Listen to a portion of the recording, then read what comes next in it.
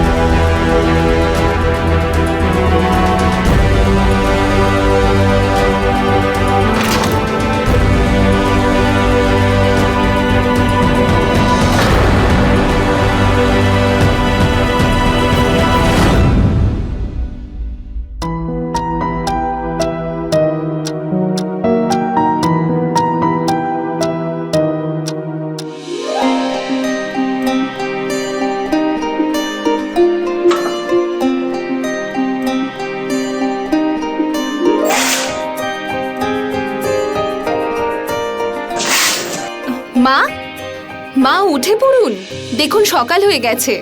আরে আরে বৌমা, মা দেখুন সূর্য উঠে গেছে। এমনিও বাড়ির বয়স্কদের সূর্য উঠে যাওয়ার পর বেশিক্ষণ শুয়ে থাকাটা বাড়ির জন্য শুভ নয়। আজ শরীরটা ঠিক ভালো লাগছিল না, মনে হচ্ছে যেন একটু জ্বর হয়েছে। আপনিও না মা, আপনার তো শুধু বাহানা দরকার একটু দেরি অবধি ঘুমোনোর। যান আর গিয়ে তাড়াতাড়ি ঠান্ডা জলে স্নান করে নিন, আপনার ভালো লাগবে। তার আগে আমি আপনার জন্য যে চাটা বানিয়েছি সেটা তো খান।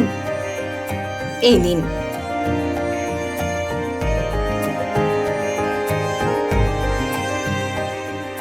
আরে বৌমা, এতে তো চিনি নেই। পুরো 2 চামচ ভরে ভরে চিনি দিয়েছি আমি আপনাকে, কিন্তু আপনিও না, আপনার তো আমার হাতের কোনো কিছুই ভালো লাগে না। এখন এটার নামেও বলবেন না আপনি ওকে, যাতে আমাদের আবার ঝগড়া হয়। আরে না বৌমা, কে যে বলো না, আমি এমন কোনো কথা বলবো না যাতে তোমার আর রাকেশের মধ্যে কোনো রকম কোনো ঝগড়াঝাটি হয়।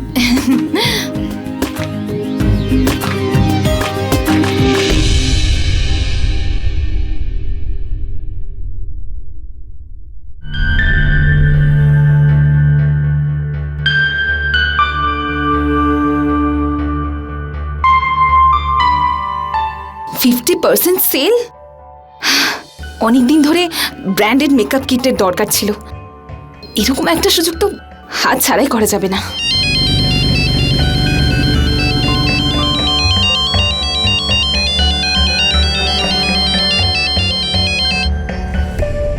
হ্যালো, শোনো না, আমার তোমার সঙ্গে কিছু কথা আছে, তুমি না বলবে না তো?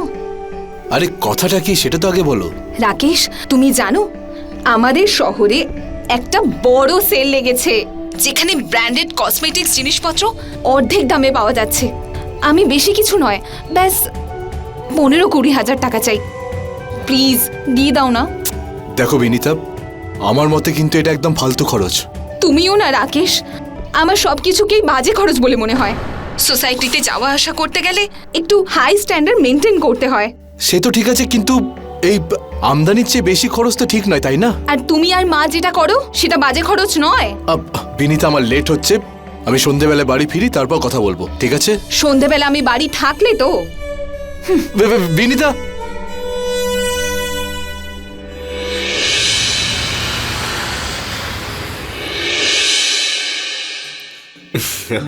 ওই যে রোমান্টিক প্লেসটা রয়েছে না, ওটাতেই যাবো এবার আমরা।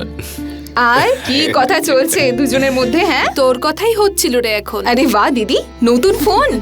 পরশুদিনই তোর জামাইবাবু আমাকে গিফট করেছে। কিন্তু তোমার জন্মদিন তো পরের মাসে না? বিনীতা, চাইলে প্রতি মাসে তোমার দিদির জন্মদিন পালন করতে পারি, কি বলো? সত্যি দিদি, তোমার কপালটা তো খুব ভালো, না চেয়েই কত কিছু পেয়ে যাও। আর দেখো আমার কপালটা, চেয়েও কিছুই পাওয়া যায় না। এটার জন্য তো ভাগ্যের দরকার, টাকা তো অনেক দূরের কথা। টাকা রোজগার করা খুব সোজা হয় বিনীতা, তার জন্যে একটা বিজনেস শুরু করতে হয়। চাকরি বাকরি করে এত টাকা রোজগার করা সম্ভব নয়। আরে আমার কথা শোন আর রাকেশের সাথে কথা বল। ওকে বল যে ওই অধ্যাপকের চাকরিটা ছেড়ে দিতে আর তোর জামাইবাবুর মতো বিজনেসম্যান হয়ে যেতে, তাহলে তো তোরও সব ইচ্ছে পূরণ হয়ে যাবে। আমি তো ফেড আপ হয়ে গেছি মিডল ক্লাস ফ্যামিলিতে থেকে। আমি তো কতবার রাকেশকে বললাম যে একটা বড় কিছু করো, কিন্তু ও তো আমার কথাই শোনে না।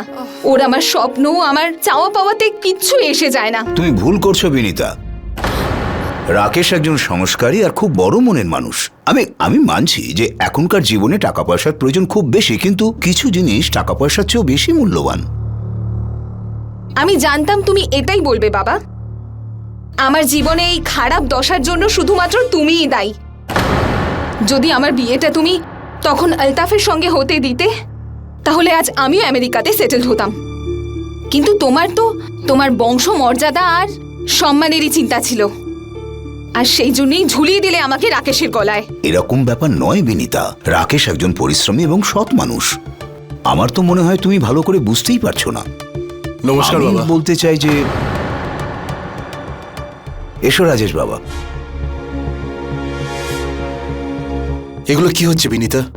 আমি তোমাকে বলেছিলাম তো যে সন্ধেবেলা বাড়ি ফেরার পর কথা হবে, কিন্তু তারপরেও তুমি রোহিতকে নিয়ে এখানে চলে এলে। তাহলে আর কোথায় যাব? এটাই তো আমার ঠিকানা।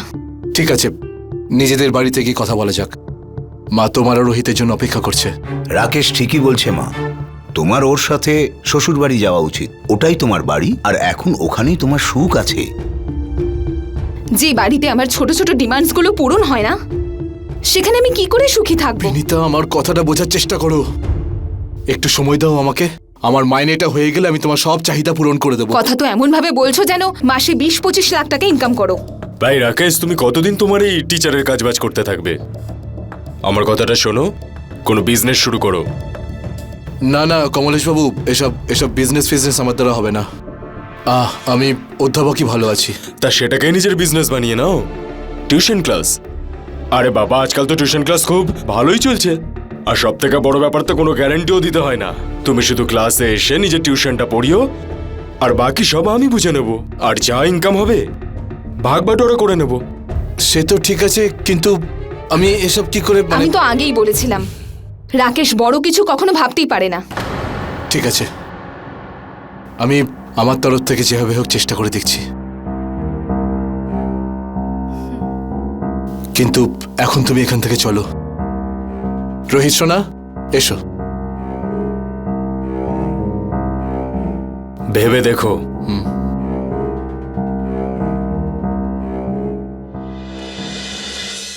কথায় বলে স্বামী স্ত্রী একটা গৃহস্থ গাড়ির দুটো চাকা, তাই দুজনের মধ্যে বোঝাপড়া থাকা খুবই জরুরি। যদি একটা চাকাও নড়বড় করে তাহলে গাড়িটা আর সামনে এগোবে না, আর যদি একটা চাকা গাড়ি থেকে আলাদা হয়ে যায় তাহলে দুর্ঘটনা অবশ্যই ঘটবে। নমস্কার, আমি গিরিশ জৈন। রাকেশ একটা পরিশ্রমী ছেলে ছিল। নিজের অবস্থা বুঝে খরচ করার শিক্ষা ও নিজের বাবা মার কাছ থেকে পেয়েছিল। কিন্তু ওর স্ত্রী বিনীতা, যে মাকে ছাড়াই বড় হয়েছিল, ওর জীবনের স্বপ্ন আর আকাঙ্ক্ষা অন্যরকম ছিল। ও সবসময় একটা হাই ক্লাস এবং সুখ আর আরামের জীবন কাটাতে চেয়েছিল। সেই জন্য নিজের দিদি আর জামাইবাবুর কথায় ভুলে ও সবসময় নিজের স্বামীকে নতুন নতুন জিনিস আর টাকার জন্য বিরক্ত করত। এ অবস্থায় এখন এটাই দেখার যে ওর এই সীমাহীন আকাঙ্ক্ষা ওর বিবাহিত জীবনে আর কি কি সমস্যা তৈরি করতে চলেছিল।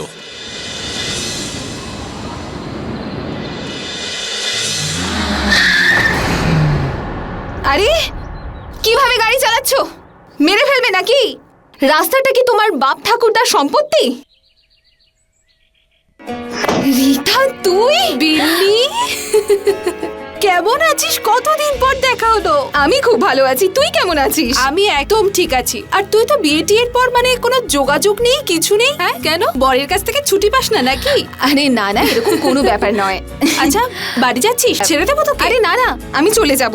দেখ, এত ভাব দেখাস না, ঠিক আছে? কত কথা আছে, কত পুরনো স্মৃতি আছে, মন ভালো হয়ে যাবে। চল, তুই চল, বস বস।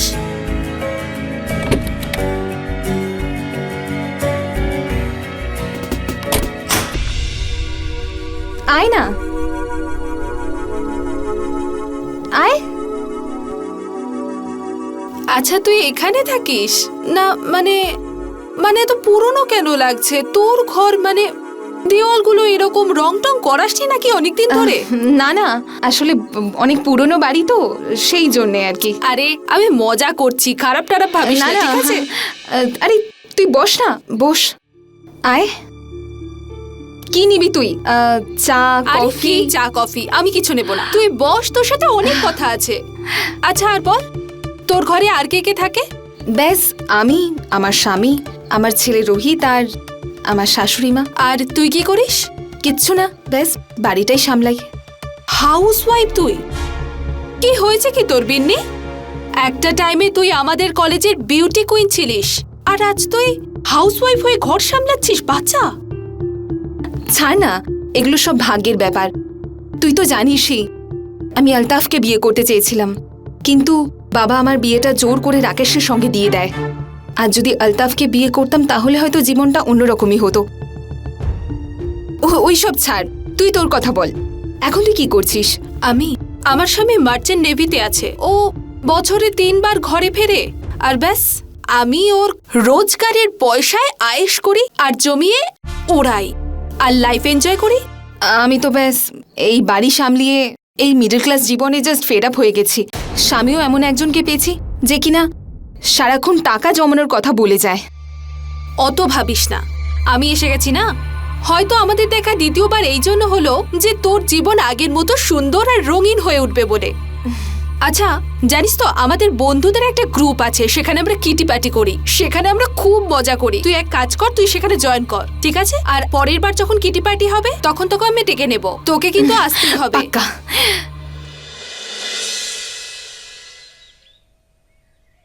বাবা আমি তোমাকে বলেছি কি বলিনি, আগের সপ্তাহে যে আমি স্কিমের বিজনেসটা শুরু করেছিলাম সেখান থেকে ভালো মুনাফা কামিয়েছি। এবার দেখবে শুধু আমি আমার এই বিজনেসটাকে কি করে আরো উপরে নিয়ে যাই।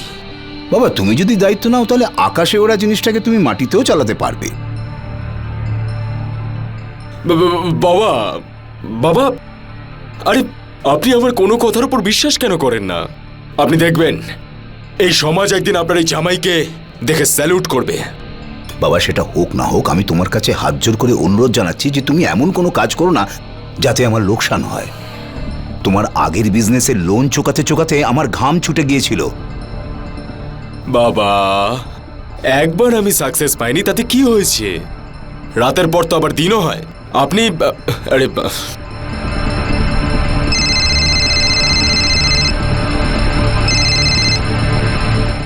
হ্যাঁ কমলেশ বলছি। রফিক ভাই বলছি। রফিক দাদা, হ্যাঁ শোন, তুই যে 50,000 টাকা ধার নিয়েছিলি না, তার সময় কিন্তু শেষ হয়ে গেছে। আর 2 দিনের মধ্যে টাকা শোধ না করলে আমার নাম কিন্তু রফিক, তুই জানিস আমি কি করতে পারি। হ্যাঁ হ্যাঁ দেখা করছি।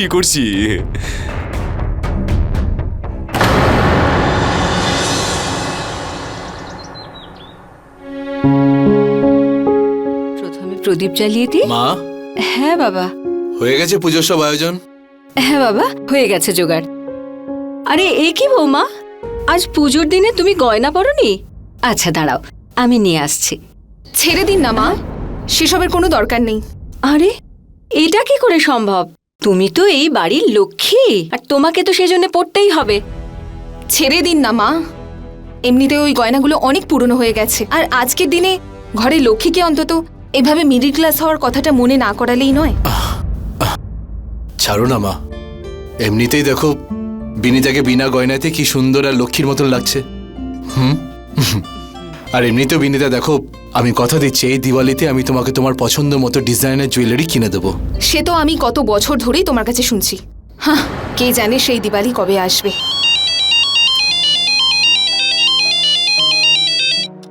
হ্যালো, হ্যাঁ দিদি, হ্যাঁ দিদি, এখনই এসছি। আরে তুমি কোথায় যাচ্ছ? আরে পুজো ছেড়ে যেও না বৌমা, আরে শোনো তো। বিনিতা, আরে এখনো তুমি এভাবেই বসে আছো? কিছু খাবার তো খেয়ে নাও। তুমি তো জানো সব, তাহলে কেন? কি হয়েছে দিদি? সবকিছু ঠিক আছে তো? দেখ না বিনি, তোর জামাইবাবু কেমন টেনশনে বসে আছে, সকাল থেকে খাবার পর্যন্ত খায়নি। জামাইবাবু আপনি তো বলুন কি হয়েছে? আরে বিনিতা আমি কি বলবো তোমাকে। বিনিতা আমি আমার একটা নতুন বিজনেস শুরু করার জন্য আমার একটা বন্ধুর কাছ থেকে কিছু টাকা ধার নিয়েছিলাম। এবার সামনের মাসে ওর টাকাটা ওকে আমাকে ফেরত দিতে হবে, কিন্তু ওর হঠাৎ করে হসপিটালে অপারেশন হচ্ছে। এখনো বলছে যে ওর এই টাকাটা এখনই ফেরত দিতে হবে। কোথা থেকে দেবো টাকাগুলো? আমার কিছু মাথায় ঢুকছে না, আমি কি করব? আমি যত টাকা ছিল না সব আমি বিজনেসে ঢেলে ফেলেছি। কত টাকা দিতে হবে? 10-20 হাজার টাকা যদি কম হয় না তাও চলে যাবে আমার। 70,000? এত টাকা তো আমার কাছেও নেই। বিনীতা, আমার এরকম মনে হচ্ছে যেন এই যে উপরে পাখাটা রয়েছে না, মনে হচ্ছে না আমি এটার মধ্যেই ঝুলে নিজের প্রাণটা শেষ করে দিই। বেঁচে থাকার কোনো মানে নেই আর আমার।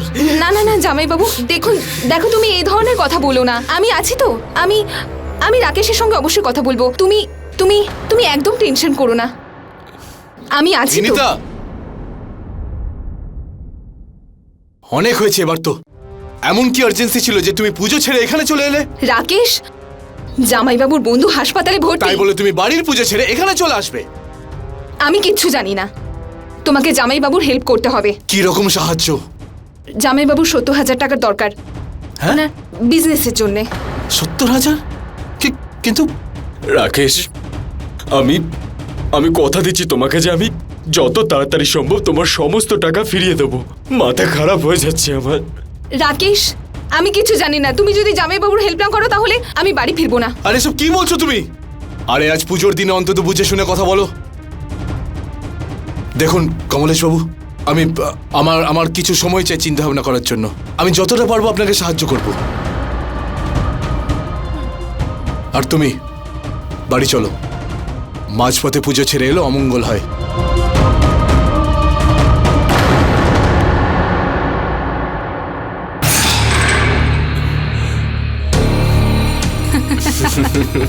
আরে তুমি তো বেশ ভালো অভিনয় করো। তোমার থেকে কম।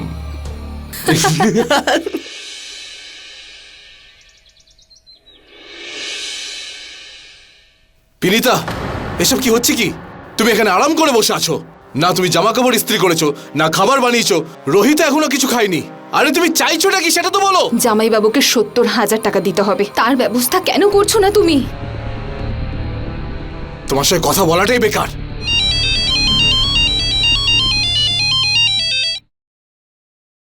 হ্যালো হ্যালো বিনি, কিছু কি হলো নাকি? তোর জামাইবাবু জিজ্ঞেস করছে আর কত টাইম লাগবে। দিদি, আজ রাতের মধ্যে হয়ে যাবে। জামাইবাবুকে বলো যেন টেনশন না নেয়। ঠিক আছে ঠিক আছে, তাহলে এবার আমাকেই কিছু একটা করতে হবে।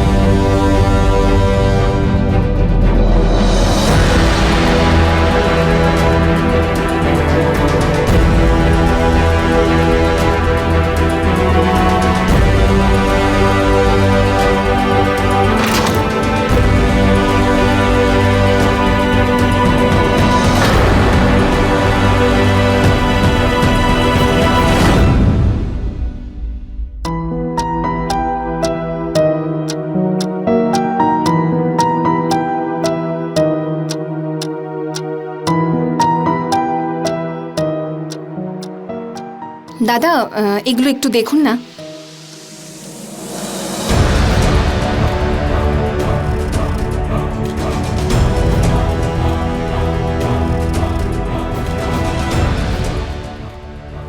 দাদা, এই ডিজাইনটা কত টাকা লাগবে বানাতে? এটা প্রায় ওই 1 লাখের মতো পড়বে। এগুলো দেওয়ার পর আর কত টাকা লাগবে? ম্যাডাম, এগুলোকে গলিয়ে আরো 40 থেকে 50 হাজার টাকা মতো লাগবে। 40-50? আর হ্যাঁ। কতদিন লাগবে দাদা বানাতে? কম করে 1 সপ্তাহ তো লাগবেই। ঠিক আছে দাদা, 1 সপ্তাহ বাদে আমি নিতে আসবো। যা যা হিসেব হবে আমি দিয়ে নিয়ে যাব। ঠিক আছে? ঠিক আছে ম্যাডাম। এইগুলোর টাকা? এই নিন আপনার টাকা। Thank you.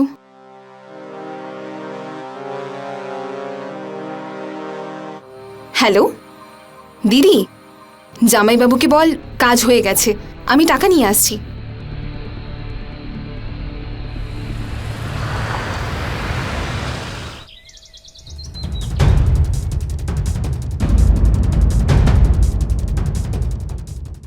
বিনীতা,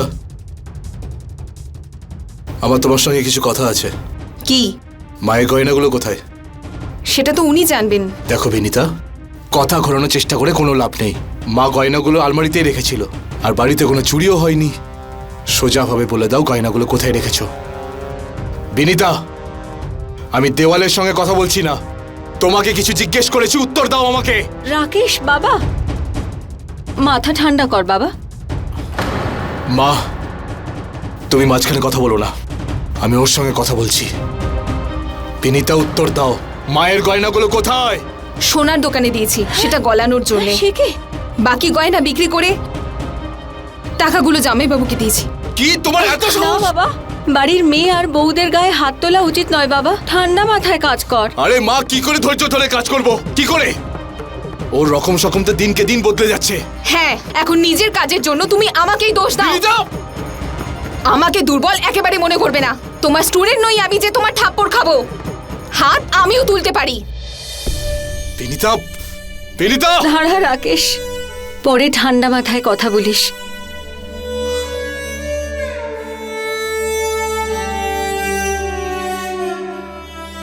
এখন নিজের কাজের জন্য তুমি আমাকেই দোষ দাও। বিনিতা! আমাকে দুর্বল একেবারে মনে করবে না। তোমার স্টুডেন্ট নই আমি যে তোমার থাপ্পড় খাবো। হাত আমিও তুলতে পারি, বুঝেছো?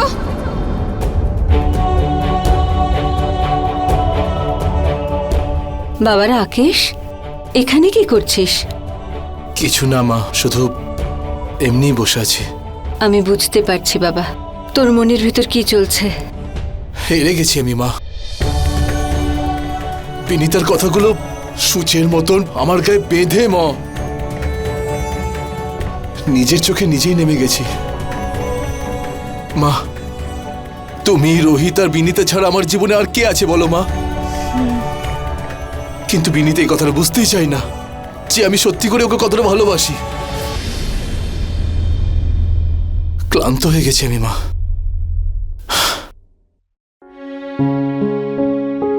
ইচ্ছে তো করে যে সবকিছু ছেড়ে ছুড়ে দিয়ে কোথাও পালিয়ে যাই।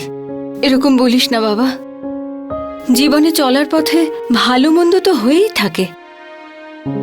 আমার তো মনে হয় বিনিতাকে বোঝানোর আর সামলানোর জন্য একটু সময় দিতে হবে।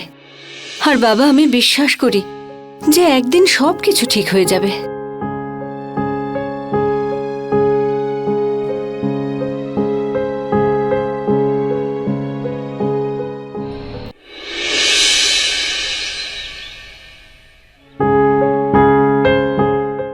রাকেশ, এই দেখো, গীতা আমাদের কিটি পার্টির জন্য ড্রেস কোড পাঠিয়েছে। সবাই এই ড্রেসটাই পরে আসবে, ভীষণ মজা হবে। রাকেশ, আমাকে ওই ড্রেসটা দাও না প্লিজ।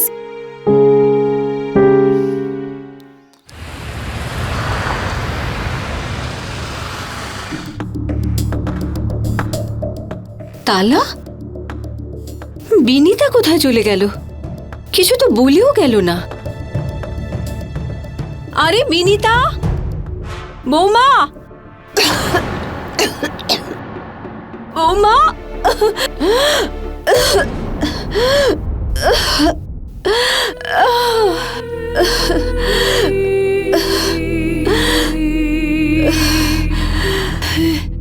না বলে চলে যায় কোথায়?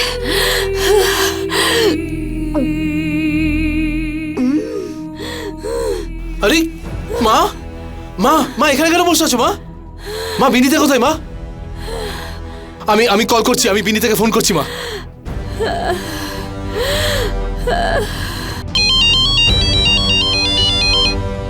হ্যালো, বিনিতা কোথায় আছো তুমি?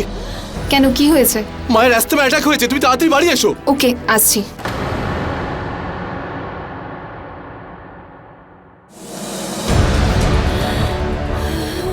এই নাও, জল খাও।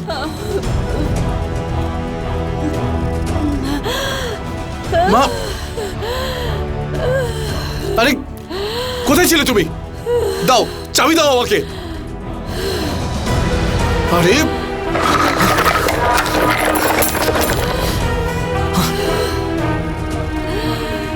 মা, মা, মা এসো। মা, মা সাবধানে, মা, মা সাবধানে, চলো সাবধানে মা, চলো এসো, বসো এখানে, আমি আছি তোমার সঙ্গে। আরে কি করছো কি তুমি? ছাড়ো পার্সটাকে আর গিয়ে ওষুধ নিয়ে এসো মায়ের জন্য। মা, আপনি ঘাবড়াবেন না। আপনার মনে আছে আপনি ওষুধটা কোথায় রেখেছিলেন? হ্যাঁ, মাকে কি জিজ্ঞেস করছো? দেখতে পাচ্ছ ওনার অবস্থাটা কি? কিছু বলার অবস্থা আছে কি মা? মায়ের ওষুধটা কোথায় আছে আমি কি করে জানবো? তাই নাকি?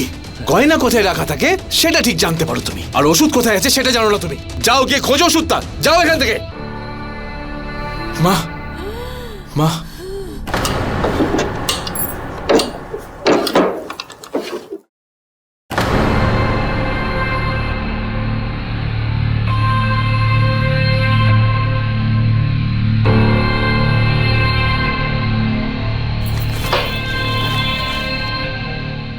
আমি সব জায়গায় খুঁজেছি, ওষুধটা কোথাও পাচ্ছি না। বিনীতা প্লিজ, বিনীতা প্লিজ, মায়ের শরীর খুবই খারাপ করছে, প্লিজ যাও গিয়ে খোঁজো।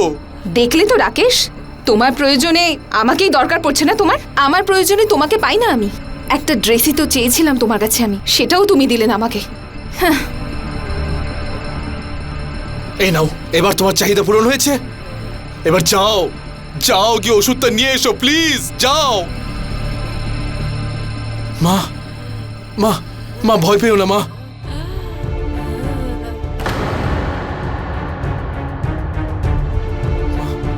রাকেশ, এই নাও ওষুধ। পাওয়া গেছে, পাওয়া গেছে, ওষুধ পাওয়া গেছে মা, এই নাও। আচ্ছা রাকেশ, তোমার এই এটিএম এর পিন নাম্বারটা কি বলো তো?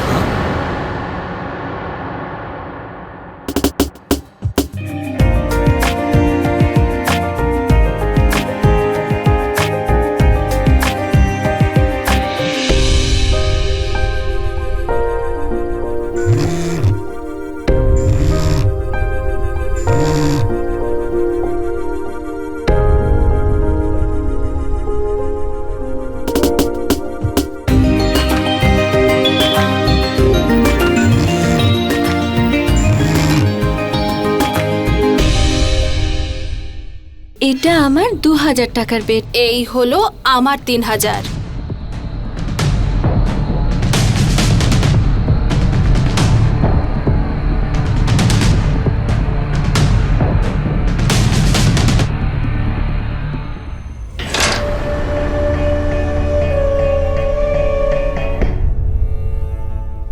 রাকেশ,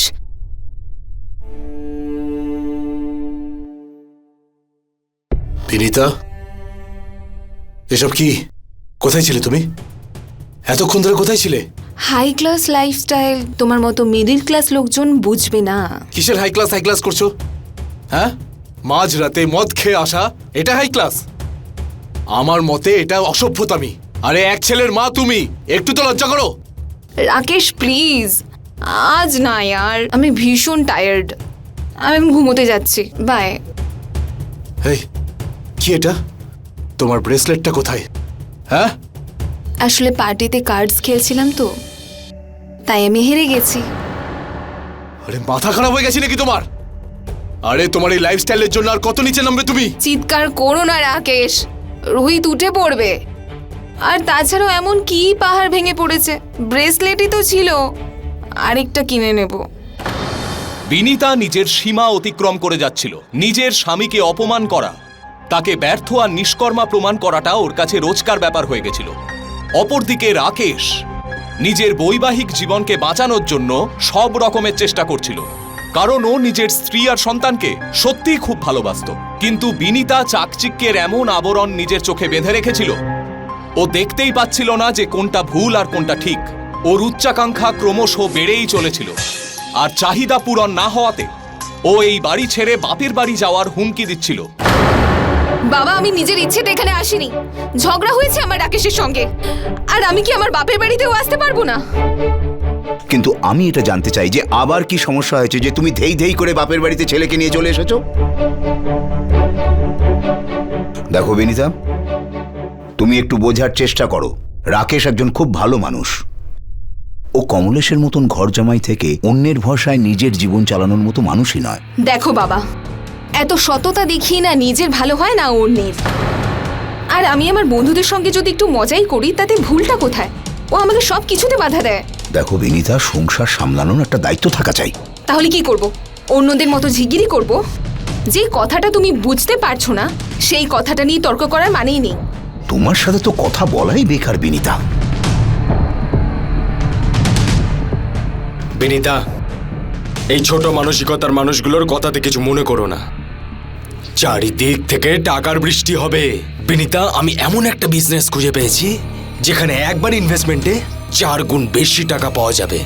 আমি তো এখন থেকেই তোর জামাইবাবুকে বলে রেখেছি যে পরের সপ্তাহে আমার ডায়মন্ড নেকলেস চাই। শুধু তোমার জন্য কেন, আমার শালির জন্য নিয়ে আসবো না নাকি?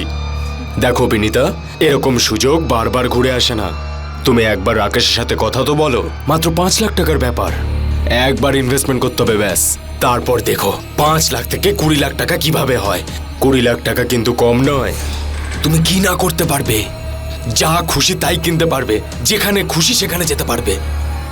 বিনিতা, শুধু টাকা টাকা। সত্যি কি এটা হতে পারে? কথা দিচ্ছি তোমাকে। ঠিক আছে, আমি রাকেশের সঙ্গে কথা বলবো। 2-3 দিনের জন্য শ্বশুরবাড়ি গিয়ে আমাকে ভালো বৌমা আর ভালো স্ত্রী হওয়ার নাটক করে যেতে হবে, কিন্তু আমি করে নেব। এই না হলো আমার সোনা শালি, ট্যালেন্টেড শালি।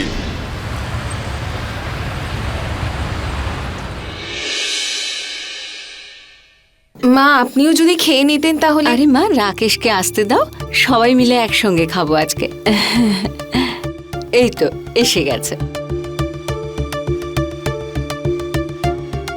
কি ব্যাপার, এইবারে আমার আসার আগেই চলে এসেছো?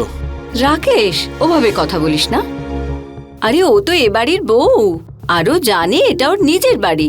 তুই তাড়াতাড়ি যা তো, হাত মুখ ধুয়ে আয়, একসঙ্গে সবাই মিলে খাবো আজকে। ঠিক আছে, আমি হাত মুখ ধুয়ে আসছি। যা যা। রাকেশ, আমার তোমার সঙ্গে কিছু কথা আছে। কি? কমলেশ জামাইবাবু না একটা নতুন বিজনেস শুরু করেছে।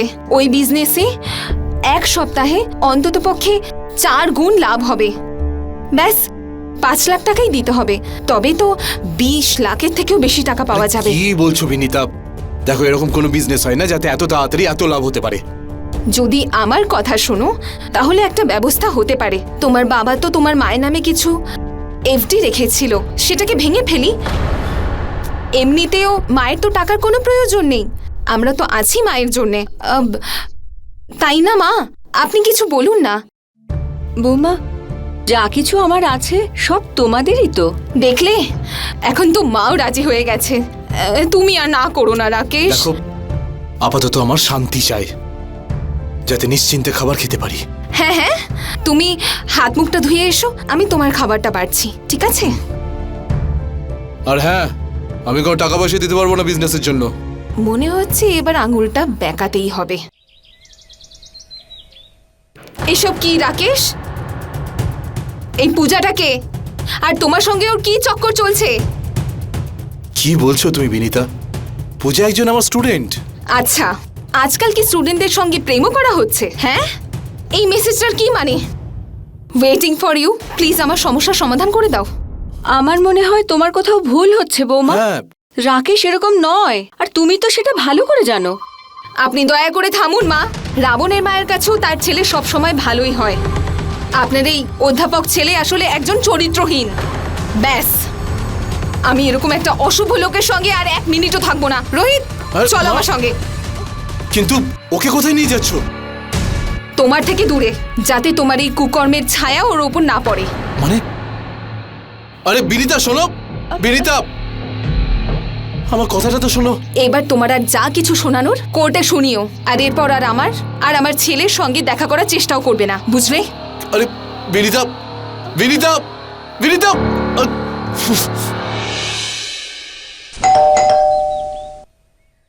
আরে রাকেশ বাবা, এসো এসো। কেমন আছো তুমি? নিজের স্ত্রী আর সন্তানকে ছাড়া কেমন থাকতে পারি? আমি তোমার কথা বুঝতে পারছি বাবা।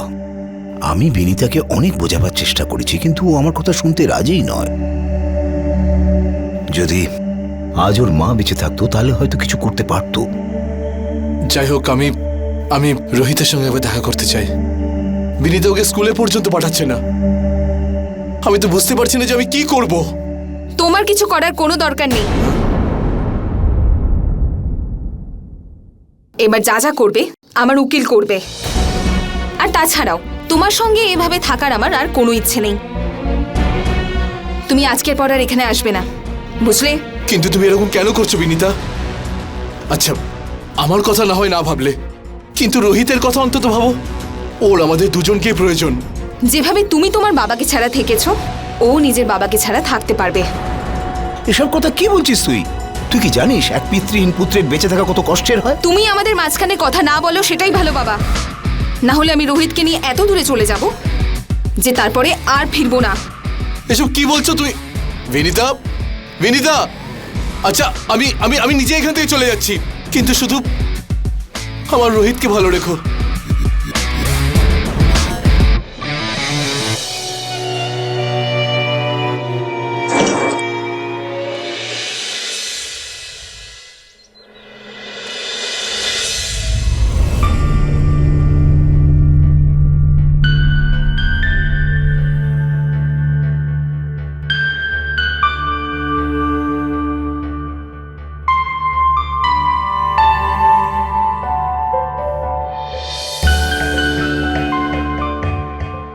চার দিন ধরে বিনীতাকে মানানোর চেষ্টা করছি, কিন্তু ও কথা পর্যন্ত বলছে না।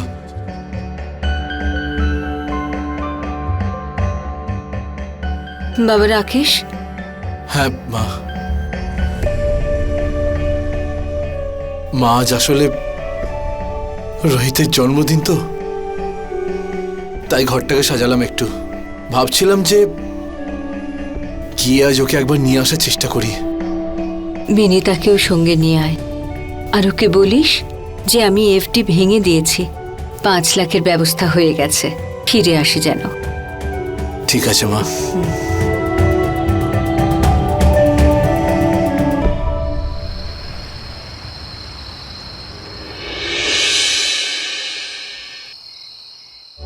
বিনীতা, বিনীতা, বিনীতা, বিনীতা, বিনীতা, কোথায় আছো তুমি? বিনীতা, আরে আমার সঙ্গে এসব কেন করছো তুমি? আমি এমন কি দোষ করেছি যার শাস্তি তুমি আমাকে এভাবে দিচ্ছ? বিনীতা, দেখো দেখো, তোমার কথাতে মা নিজের এফডি পর্যন্ত ভেঙে দিয়েছে। বিনীতা, কোথায় আছো তুমি? আমি আমার রোহিতের সঙ্গে দেখা করতে চাই। বাবা, বাবা, আপনি কিছু করুন না, আপনি বোঝান না ওকে, বিনীতাকে বোঝান না একটু। আমি আমার রোহিতের সঙ্গে দেখা করতে চাই, আমি ওকে ছাড়া বাঁচতে পারবো না বাবা। বিনীতাকে বোঝান না আপনি, প্লিজ বাবা, কিছু করুন। কমলেশ বাবু, কমলেশ বাবু, কমলেশ বাবু, আপনি কিছু করুন না, আমি আপনার সামনে হাত জোড় করছি, প্লিজ আমায় সাহায্য করুন। দিদি, দিদি, তুমি তো অন্তত কিছু করো। আরে কেউ তো কিছু করো, কেউ তো কিছু বলো। বাবা, রোহিত, রোহিত, কোথায় আছো তুমি?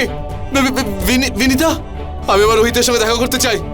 দেখো, দেখো বিনীতা, আমি আমার ধৈর্য হারিয়ে ফেলছি, আমার পরীক্ষা নেওয়া বন্ধ করো। ঠিক আছে, যদি তুমি এটাই চাও, তাহলে তোমার বাড়িতে আমি আমার নিজের প্রাণ ত্যাগ করবো। এটা তুমি কি বলছো রাকেশ বাবা? আমি তোমার এই ধমকে একটুও ভয় পাই না। তোমার যা ইচ্ছে তাই তুমি করতে পারো। ঠিক আছে, আমি আমি এক্ষুনি বলছি তোমাকে। রাকেশ, এ তুমি কি করলে রাকেশ? কমলেশ, তুমি অ্যাম্বুলেন্স ডাকো। নিজের ছেলের সঙ্গে বিচ্ছেদের দুঃখে রাকেশ এমন একটা পদক্ষেপ নিয়েছিল যা কেউ ভাবতেই পারেনি। কাউকে রাজি করানোর এটা কোনো পদ্ধতি হতে পারে না, কিন্তু রাকেশ ভেতর থেকে ভেঙে পড়েছিল। অথবা এটাও বলা যায় যে এটা ওর শেষ চেষ্টা ছিল নিজের সংসারটাকে বাঁচানোর। বেচারা রাকেশ সেই সমস্ত চেষ্টা করছিল যাতে ওর ভেঙে যাওয়া সংসার আবার জোড়া লাগে। তাহলে রাকেশের এই পদক্ষেপে বিনীতা কি বুঝতে পারবে যে ও যা করছিল সেটা ভুল? ও কি আবার ওর সংসারটা জোড়া লাগাতে চাইবে, নাকি এখনো এমন কিছু হতে চলেছিল যার কথা কেউ কল্পনাও করেনি?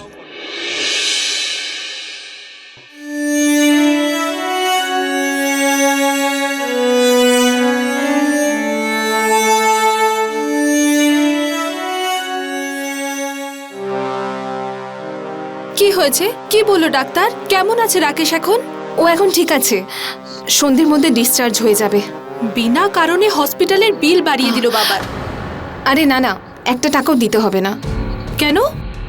ওই মা বললেন রাকেশ আসলে নিজের মেডিক্লেম করিয়ে রেখেছিল।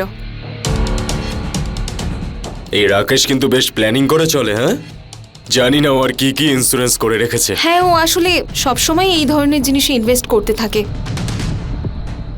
ও তো নিজের 1 কোটি টাকার বীমাও করিয়ে রেখেছে।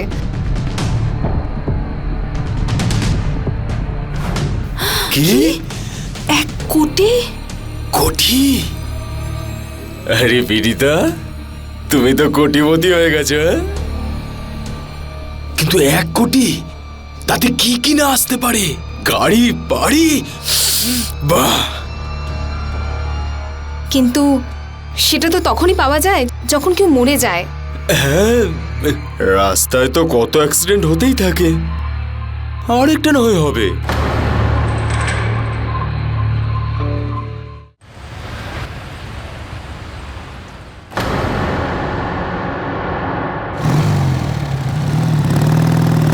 আরে সালমান ভাই এসে গেছে, ও একেই ওড়াতে হবে।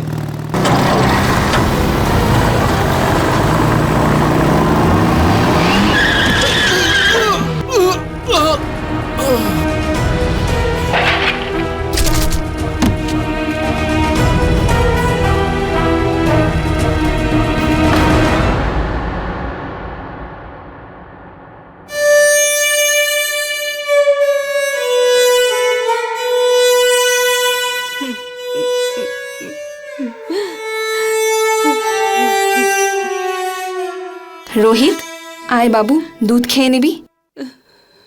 বৌমা,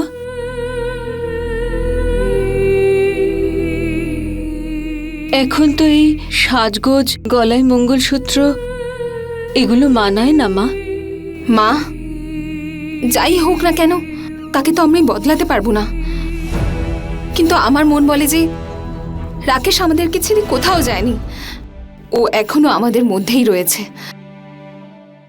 আর ওর স্মৃতিগুলো সব সময় আমাদের সঙ্গে থাকবে। আর বাকিরাও তো এটা জানুক যে আমি রাকেশকে কতটা ভালোবাসি, যে ও চলে যাওয়ার পরেও আমি ওর নামের এই মঙ্গলসূত্র নিজের থেকে দূরে হতে দিইনি। মা, আমার মাথায় এই সিঁদুরটা থাকুক বা না থাকুক, কিন্তু রাকেশের পরিয়ে দেওয়া এই মঙ্গলসূত্র আমি নিজে থেকে কখনো আলাদা হতে দেব না।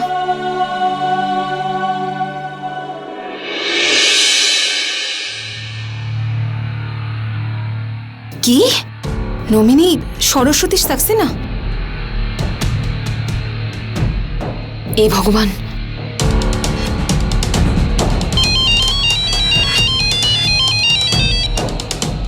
হ্যালো। হ্যালো বিনি, ওই ইন্স্যুরেন্সের পেপার তোর কাছে আছে না? হ্যাঁ, কিন্তু সেটাতে কোনো লাভ হবে না।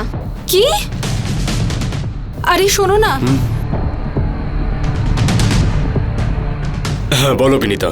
নমিনিতে আমার নাম নয়, মায়ের নাম রয়েছে। দেরি কি, সমস্ত প্ল্যানিং শেষ হয়ে গেল। বুড়িটা এভাবে মাঝখানে আসবে সেটা আমি জানতামই না।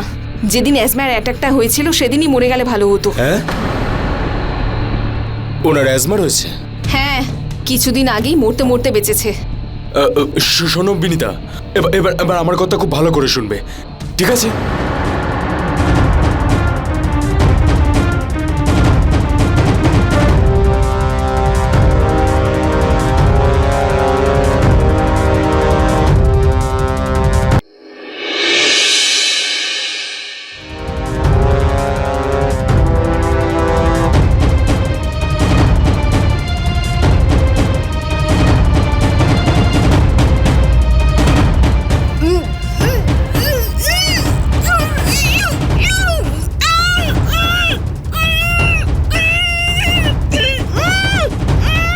মা কি করছো তুমি? তুমি তুমি এখানে কি করছো?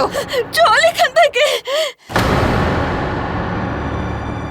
যেভাবে বলেছিলে ঠিক সেভাবেই মারার চেষ্টা করেছিলাম, কিন্তু হঠাৎ করে ওখানে রোহিত এসে যায় আর মা সুযোগ দেখে পালিয়ে যায়। ও পুলিশের কাছে চলে গেলে? তুমি চুপ করে কেন আছো জামাইবাবু? কিছু বলো না প্লিজ। আমার তো মাথা কাজ করাই বন্ধ করে দিয়েছে। এবার তুমি কিছু ভাবো।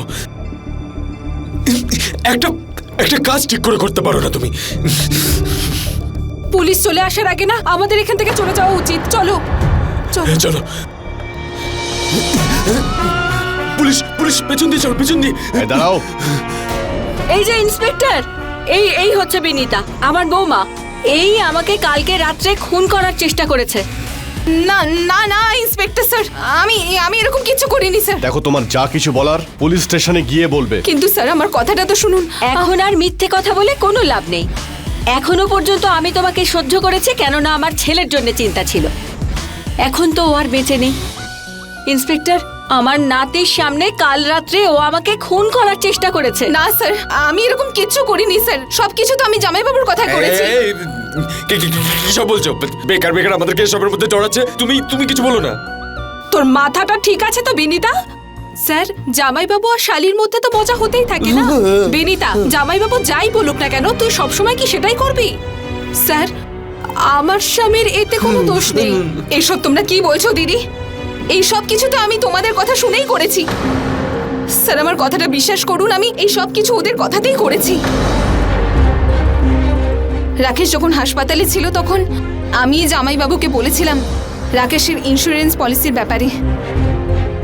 আর ইন্স্যুরেন্সের 1 কোটি টাকার জন্যই আমরা রাকেশের অ্যাক্সিডেন্ট করাই। কিন্তু পরে জানতে পারি যে ইন্স্যুরেন্সের নমিনি তো মায়ের নামে রয়েছে। তখন জামাইবাবু বললেন যে মাকে মেরে অ্যাজমার অ্যাটাক এসেছিল বলবে, আর ইন্স্যুরেন্সের টাকাটা নিজেদের মধ্যে ভাগ করে নেব। হে ভগবান, এটা তুমি কি করেছো বিনিতা? আমার মৃত্যুর পরে তো তুমি আর রাকেশই তো সবকিছু পেতে। শুধু শুধু এসব করার কি দরকার ছিল? আমার রোহিতের কি দোষ ছিল? মা,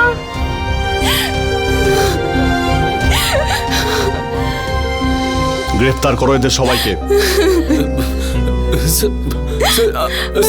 আমরা কি মিথ্যে কথা বলছো? মিথ্যে কথা বলছে। চলো চলো। আমাদের ফাঁসি দিয়েছো। আরে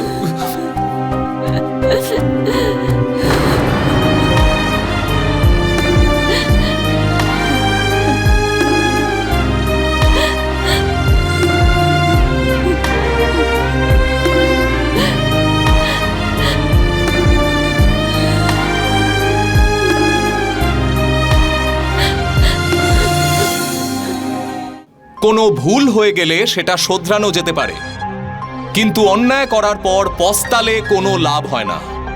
আর এই কথাটা বিনিতা হয়তো তখন বুঝতে পারল যখন সবকিছু শেষ হয়ে গেছিল। বন্ধুরা, পৃথিবীতে কোনো মহিলাই নিজের হাতে নিজের সিঁথির সিঁদুর মুছতে চায় না, বিশেষ করে স্বামী যখন রাকেশের মতো ভদ্র, বিশ্বস্ত এবং ভালো মনের মানুষ হয়। কিন্তু বিনিতাকে চাকচিক্যের চমক এমনভাবে অন্ধ করে দিয়েছিল যে ও নিজেই নিজের সংসারটা নষ্ট করে ফেলল।